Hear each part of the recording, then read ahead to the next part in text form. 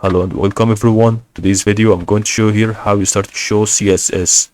So first of all, what you're gonna do about follow this video to actually start to show the CSS or the Figma progresses that is already done on that, whether it can be about to give you here certain moments that is still about to be done on the moment that is still to be really satisfied with that.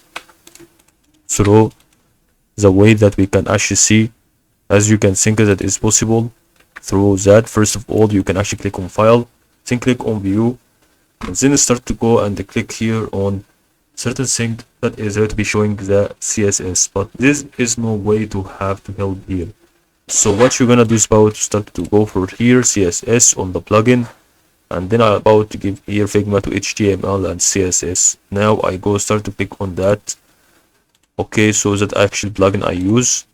You can actually use another plugins, but I really use that. You can actually add a certain frame here. Now open the plugin again on it. Make sure the frame is selected, and then as you can see, this is the frame which is really the gray color, and then it's really in form of rectangle. And this is about how you see the coding over here on the showing in CSS in this way.